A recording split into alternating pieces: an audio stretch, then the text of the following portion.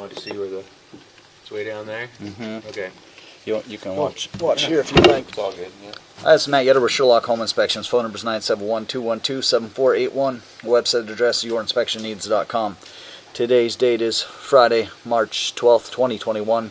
The address we're inspecting today is 730 Southwest 67th Place, Portland, Oregon, 97225. We are about to perform a video inspection of the property's main sewer line through the crawl space cleanout. The equipment being used today is the Rigid Sea Snake. This is one of the best sewer cameras on the market today.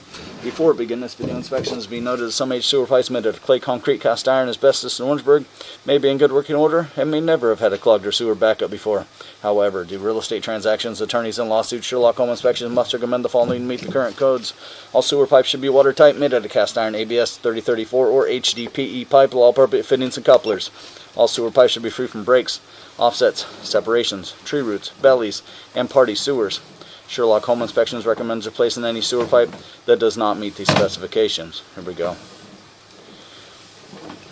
We are in 4-inch ABS plastic drain piping. We are running some water from the basement bathroom sink to ensure that our pipe is watertight and is going to remain watertight throughout this inspection.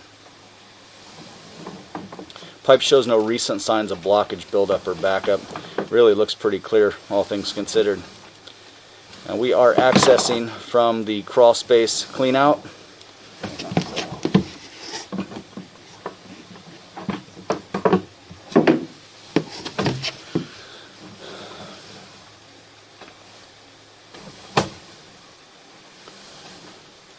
There's 17 feet, so it looks like there is at least a potential for another clean out. We didn't see one on the outside of the house. It may be buried, or just they decided not to use it and just put all the interior accesses to it. There was 2 in the crawl space, and then that looked like there was at least the potential for one outside.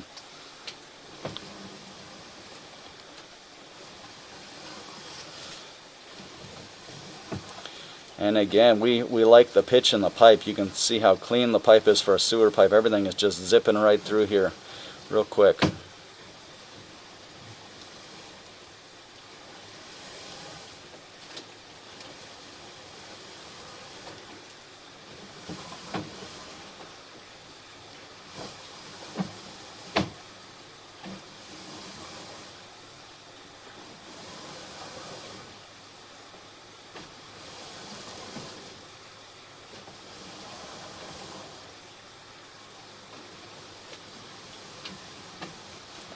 There's 40 feet.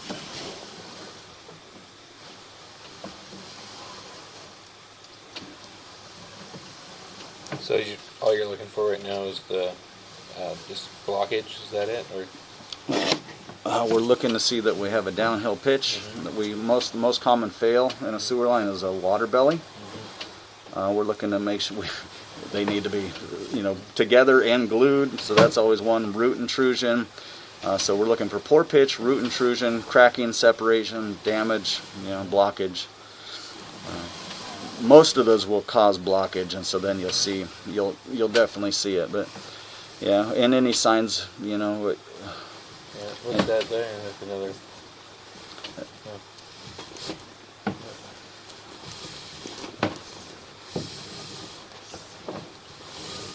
Just another.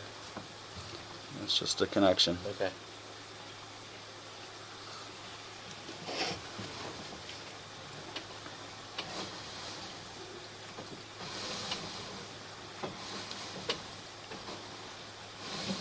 And the one we just came from,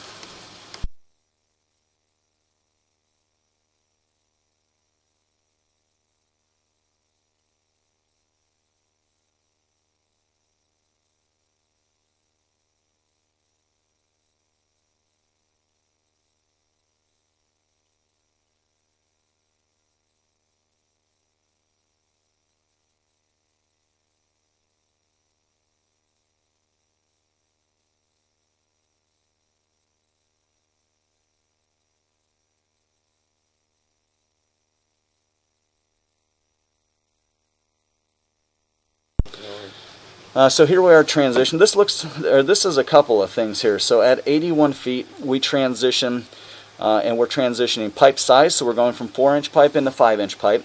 signifies the transition in pipe materials. We're going from ABS plastic into 3034 plastic. And then lastly, we're transitioning into the city branch piping. But even though we enter into the city branch piping, technically all of this will be buyer-owner responsibility. It does look like they were using a flexible fitting there. This is the first area. Well, let's go real slow here. Back. This is the first area where we've seen a little bit of marginal pitch. Up until here, we have been flying through, but you can see as we transition to the green piping, this is the first area where we see a little bit of slowdown. So we're hoping that we hit this, it turns, picks back up, and away we go. But we have got a little bit of a water belly at 83 feet. Camera head submerged.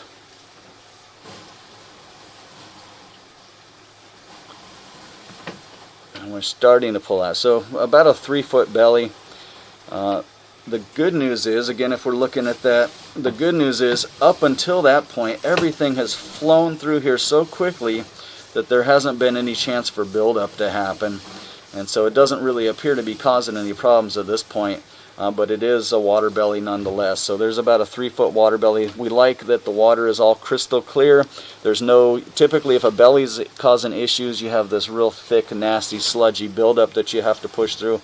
This is, for the most part, it's clear. So we'll be curious to see on the pullback when we turn off the water, if everything drains right on out of there, then you're feeling a lot better about things. But there is a little bit of a belly in the green piping, which would be right near the lateral, or headed towards the lateral anyway.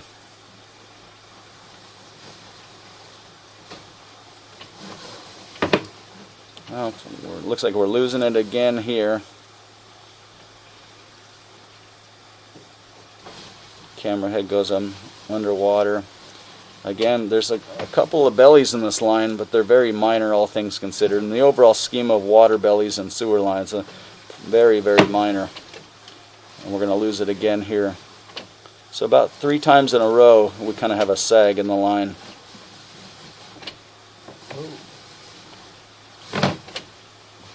Let me measure that one.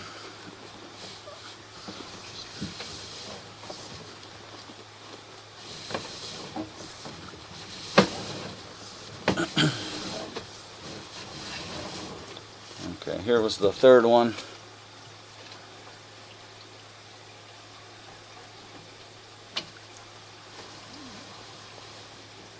About 102.5.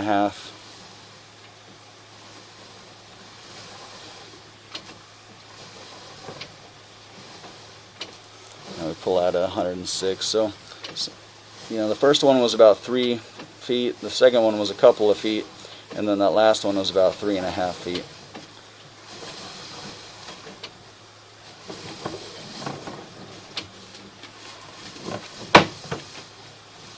And then we're going to reach the lateral there. So at 118 feet, this is the end officially of buyer-owner responsibility, 108 feet away from the house. So we started in 4-inch ABS, we transitioned to a 5-inch 3034, and we dropped into this, the city sewer connection, at around 118 feet. And again, this is the large lateral that the homes in the neighborhood, or at least the homes on the street, are tying into. And this is the end officially of buyer-owner responsibility. So we are curious because we have 3 water bellies, and like I said, in the overall scheme of water bellies, those are very, very minor.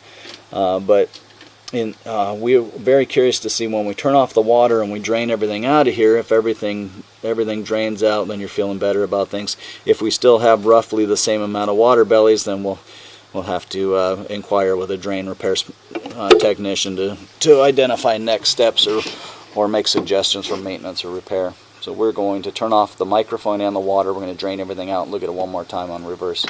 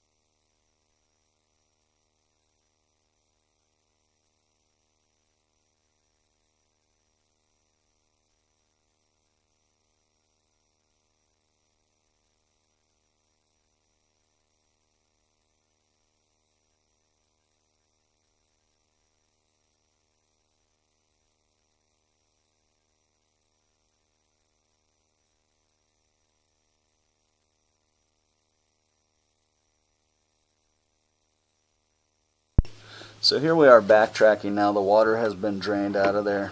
I'm going to keep the microphone on while we're dragging the camera back.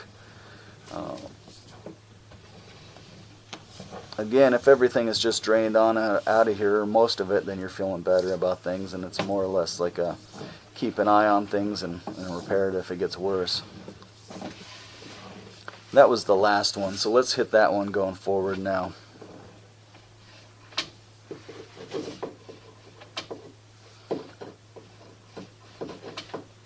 Nice and slow.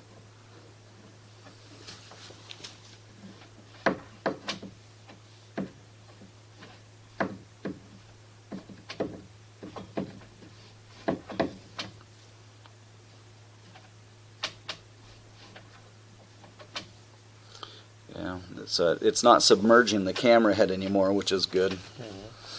So feeling better about that one. That was I think that was the worst one.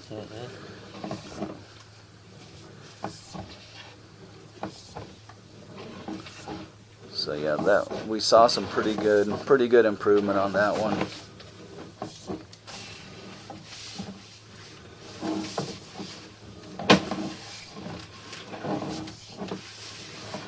Here's maybe the middle one.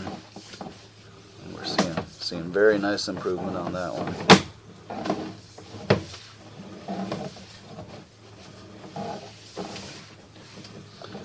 All right, let's hit that one. Oh no. So the middle one disappeared altogether, so this was the first one, so let's see the first one again.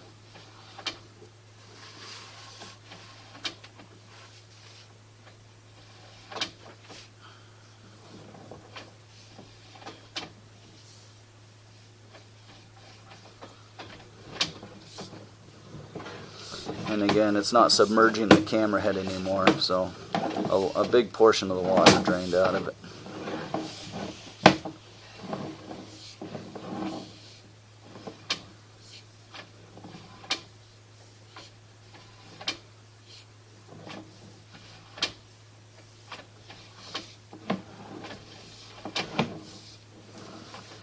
Again, it's splashing on the lens, but not submerging anything anymore. So we did see some pretty good improvement. We're going to look at it again once we get back to the office. Maybe it wouldn't be a bad idea to pass the video and the report on to a drain repair specialist and get a second opinion and see what he thinks about it. But a big portion of the water did drain out of it.